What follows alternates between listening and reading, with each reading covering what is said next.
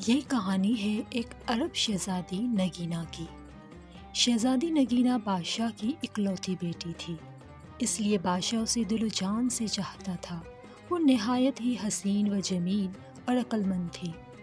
وہ جب بڑی ہوئی تو بادشاہ اور ملکہ کو اس کی شادی کی فکر ہوئی۔ اسی دوران اس کے لیے 2 شہزادوں کے رشتے بھی آ گئے۔ بادشاہ کو فیصلہ کرنا بہت مشکل لگا، اس کی شادی کس سے کرے۔ اس نے اس بارے میں ملکہ سے بھی مشورہ کیا، مگر وہ بھی کسی نتیجے پر نہیں پہنچ سکے۔ وہ دونوں پڑوسی ملکوں کے شہزادے تھے۔ ایک شہزادے کا نام شاندار تھا اور نہایت ہی نیک، عقل مند اور بہادر اور بہت خوبصورت تھا۔ دوسرے شہزادے کا نام دلشاد تھا۔ وہ نہ تو نیک تھا اور نہ ہی عقل مند اور نہ ہی بہادر۔ اس نے چپکے دل میں سوچ لیا کہ شہزادی نگینا سے شادی کرنے کے بعد کوئی سازش کر کے بادشاہ کے تخت پر قبضہ کر لے گا۔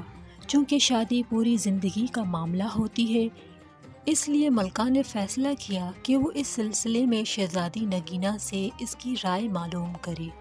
وہ جس شہزادے کو بھی پسند کر لے گی، اس سے اس کی شادی کروا دی جائے گی۔ جب اس نے دونوں شہزادوں کے بارے میں ساری معلومات بتا کر شہزادی نگینا سے اس کی پسند پوچھی گئی تو شہزادی نگینا نے 3 شرائط رکھ دیے کہ جو شہزادہ اس کی تینوں شرائط کو پوری کرے گا تو وہ اس سے شادی کر لے گی۔ ملکہ نے شہزادی سے بڑی حیرانی سے پوچھا، میری پہلی شرط یہ ہے کہ وہ اس تالاب میں تیر کر دکھائے جس میں آدم خور مگرمچھ رہتا ہے۔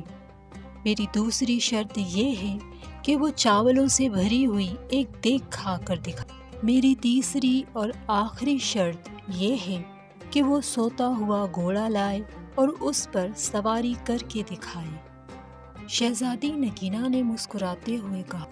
ملکہ اسے حیرت سے گھورنے لگی، پھر اٹھتے ہوئے بولی کہ اس کا مطلب ہے کہ تم شادی ہی نہیں کرنا چاہتی۔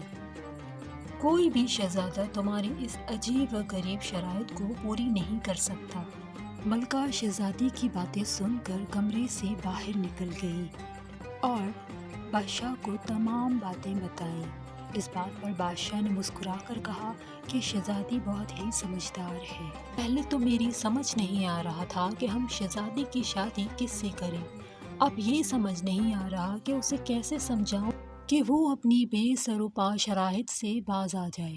بادشاہ نے ملکہ سے کہا کہ کوئی بھی عقل مند شہزادہ شہزادی کی تمام شرائط پوری کر سکتا ہے۔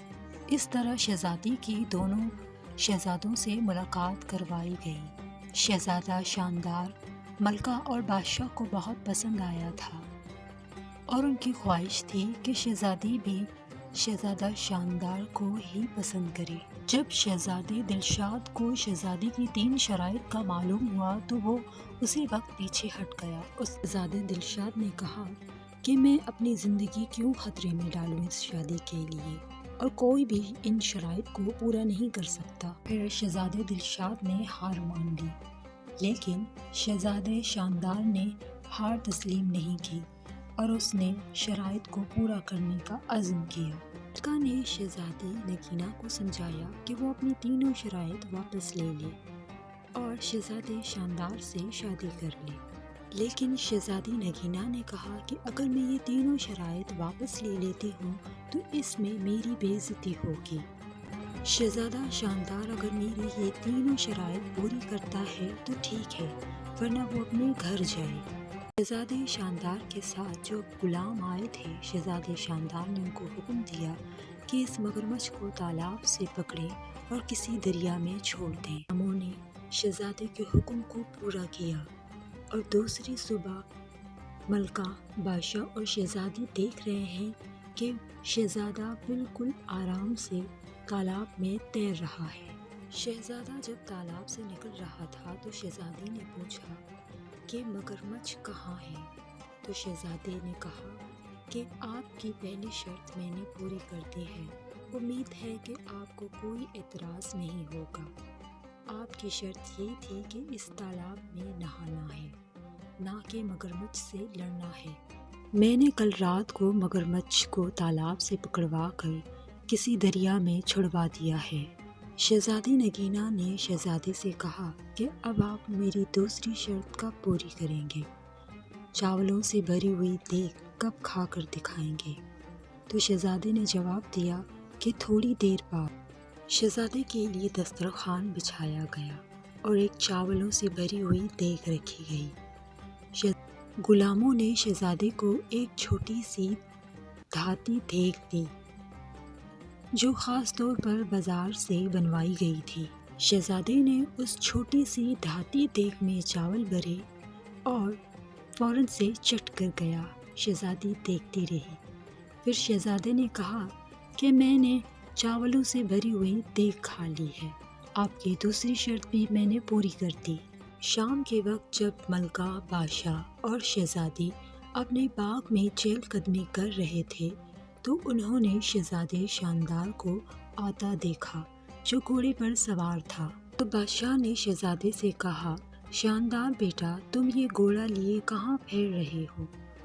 شہزادے شاندار نے بڑے فخریہ انداز میں کہا کہ یہ گھوڑا میں ابھی منڈی سے لے کر آیا ہوں اور یہ گھوڑا نہایت ہی قیمتی ہے۔ یہ گھوڑا حاتم طائی کی گھوڑوں کی نسلوں میں سے ہے۔ میں نے تو اس کا ایک اچھا سا نام بھی رکھ لیا ہے۔ گھوڑا واقعی میں بہت ہی خوبصورت تھا اور شہزادی نگینہ کو بھی بہت پسند آیا تھا۔ شہزادی نے شہزادے شاندار سے پوچھا، تو آپ نے اس کا کیا نام رکھا ہے؟ شہزادے نے کہا کہ میں نے اس کا نام سوتا ہوا گھوڑا رکھا ہے، کیونکہ یہ گھوڑا میرا ہے تو میں جو چاہے اس کا نام رکھوں۔ شہزادی نے بادشاہ سے کہا، ابا حضور، ہم نے یہ تینوں شرائط اس لیے رکھی تھی کیونکہ ہم چاہتے تھے کہ ہمارا ہونے والا شوہر بہادر ہونے کے ساتھ ساتھ عقل مند بھی ہو، اس لیے ہم نے یہ تینوں شرائط رکھی۔ خدا کا شکر ہے ایسا شہزادہ مل گیا ہے جس کے پاس بہادری کے ساتھ ذہانت بھی ہے۔ اس طرح ملکہ اور بادشاہ نے سکھ کا سانس لیا اور کچھ دنوں کے بعد شہزادے اور شہزادی کی شادی دھوم دھام سے کی گئی اور دونوں ہنسی خوشی رہنے لگے۔